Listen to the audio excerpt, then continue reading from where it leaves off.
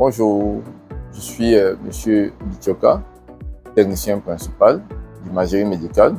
Je suis en radiologie. Je suis en service au centre d'imagerie médicale IMIC ici à Bali.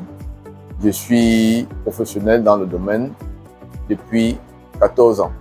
Alors, il faut noter que nous recevons généralement les patients ici à IMIC pour des cas de traumatisme thoracique, traumatisme abdominal, douleur abdominale, douleur au niveau du flanc, douleur pelvienne.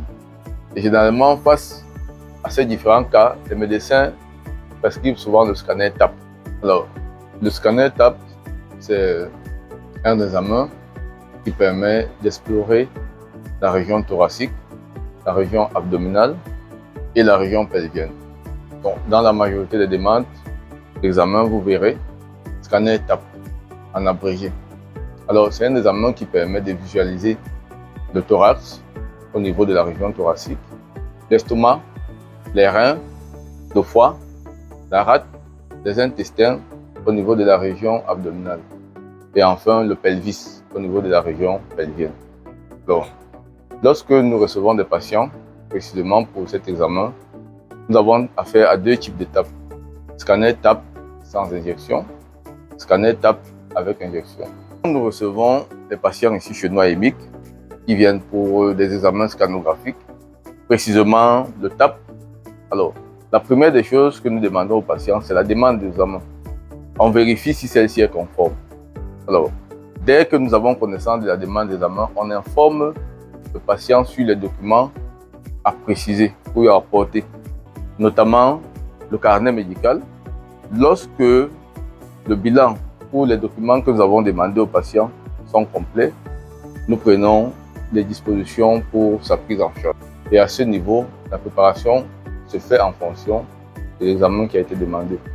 S'agissant du scanner TAP sans injection, il n'y a pas une grande préparation au préalable.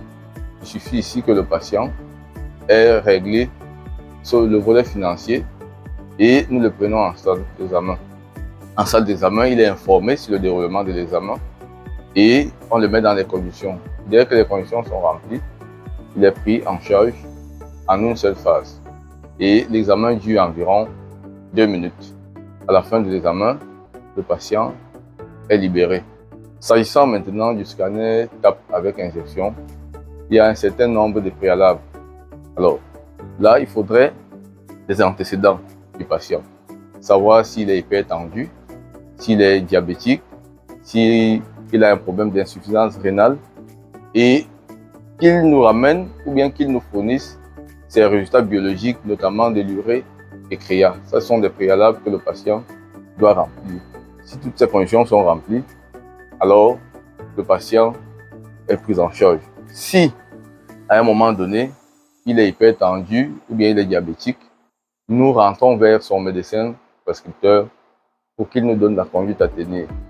Dans le cas contraire, nous prenons le patient en salle, nous lui expliquons le déroulement de l'examen, nous lui demandons premièrement de boire beaucoup d'eau pendant une période de 5 minutes.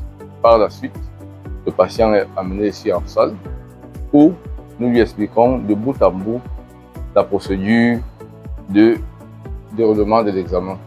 Alors, on informe au patient qu'il va bénéficier de la pose d'un cathéter pendant l'examen, que l'examen va se dérouler en 3 phases, la série non injectée, la série injectée et la série tardive. Alors, on fait l'effort de rassurer le patient pour que l'examen se déroule dans les bonnes conditions. Vous savez, quand le patient n'est pas rassuré, l'examen peut ne pas se faire ou l'examen peut mal se faire. Donc, nous insistons sur la méthodologie de prise en charge du patient pendant l'examen. Alors, le patient en salle, on lui présente le matériel que nous allons utiliser, on lui explique de bout en bout à quoi va servir le matériel utilisé pour qu'avant de commencer l'examen, nous soyons en phase. Parce que nous demandons toujours la permission au patient. Est-ce que nous pouvons débuter l'examen? S'il est satisfait, nous commençons. S'il n'est pas satisfait, on revient encore sur la problématique qui a été posé par le patient. Je crois que quand on a rempli tout cela, le reste devient clair comme un feu de roche.